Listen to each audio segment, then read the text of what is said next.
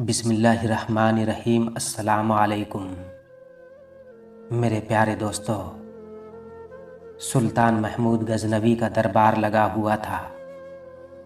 دربار میں ہزاروں افراد شریک تھے، جن میں اولیاء، کتب اور ابدال بھی تھے۔ سلطان محمود نے سب کو مخاطب کر کے کہا کہ کوئی شخص مجھے حضرت خضر علیہ السلام کی زیارت کرا سکتا ہے؟ تو سب خاموش ہو گئے۔ دربار میں بیٹھا ایک غریب دیہاتی کھڑا ہوا اور کہا کہ میں زیارت کرا سکتا ہوں۔ سلطان نے شرائط پوچھی تو عرض کرنے لگا 6 ماہ دریا کے کنارے چلہ کاٹنا ہوگا، لیکن میں ایک غریب آدمی ہوں، میرے گھر کا خرچہ آپ کو اٹھانا ہوگا۔ سلطان نے شرط منظور کر لی اور اس شخص کو چلہ کے لیے بھیج دیا گیا اور گھر کا خرچہ بادشاہ کے ذمے ہو گیا۔ 6 ماہ گزرنے کے بعد سلطان نے اس شخص کو دربار میں حاضر کیا اور پوچھا تو دیہاتی کہنے لگا، حضور، کچھ وظائف الٹے ہو گئے ہیں، لہٰذا 6 ماہ مزید لگیں گے۔ مزید 6 ماہ گزرنے کے بعد سلطان محمود کے دربار میں اس شخص کو دوبارہ پیش کیا گیا تو بادشاہ نے پوچھا، میرے کام کا کیا ہوا؟ یہ بات سن کے دیہاتی کہنے لگا، بادشاہ سلامت، کہاں میں گنہگار اور کہاں حضرت خضر علیہ السلام، میں نے آپ سے جھوٹ بولا، میرے گھر کا خرچہ پورا نہیں ہو رہا تھا، بچے بھوک سے مر رہے تھے، اس لیے ایسا کرنے پر مجبور ہوا۔ میرے دوستو، سلطان محمود غزنوی نے اپنے ایک وزیر کو کھڑا کیا اور پوچھا کہ اس شخص کی سزا کیا ہے؟ وزیر نے کہا، سر، اس شخص نے بادشاہ کے ساتھ جھوٹ بولا ہے، لہٰذا اس کا گلا کاٹ دیا جائے۔ دربار میں ایک نورانی چہرے والے بزرگ بھی تشریف فرما تھے۔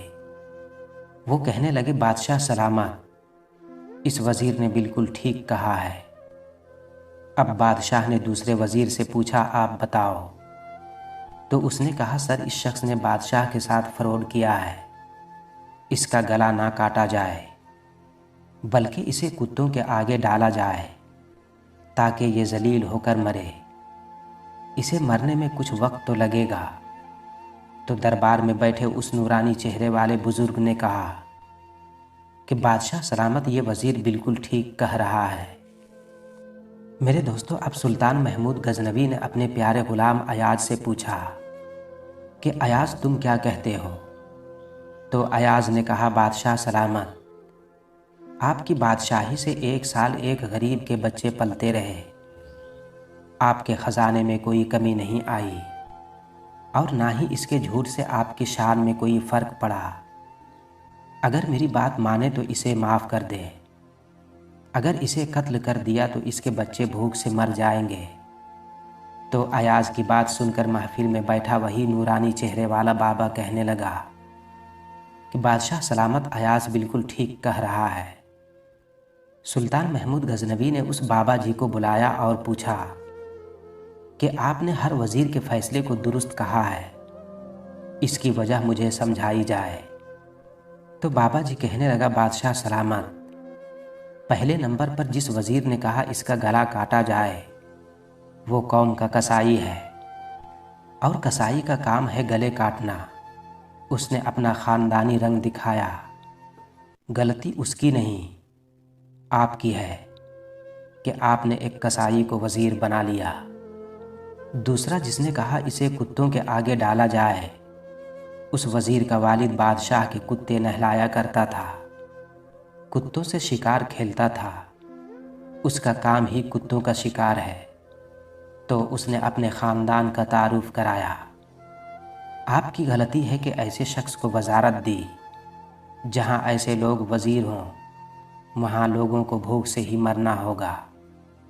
اور تیسرا ایاز نے جو فیصلہ کیا، تو سلطان محمود سنو، ایاز سید زادہ ہے، اور سید کی شان یہ ہے کہ سید اپنا سارا خاندان کربلا میں ذبح کرا دیتا ہے، مگر بدلہ لینے کا کبھی نہیں سوچتا۔ میرے دوستو، اب سلطان محمود اپنی کرسی سے کھڑا ہو جاتا ہے اور ایاز کو مخاطب کر کے کہتا ہے کہ ایاز، تم نے آج تک مجھے کیوں نہیں بتایا کہ تم سید ہو؟ تو ایاز کہتا ہے کہ آج تک کسی کو اس بات کا علم نہیں تھا کہ ایاز سید ہے، لیکن آج بابا جی نے میرا راز کھولا۔ آج میں بھی ایک راز کھول دیتا ہوں کہ اے بادشاہ سلامت، یہ بابا کوئی عام ہستی نہیں بلکہ حضرت خضر علیہ السلام ہے۔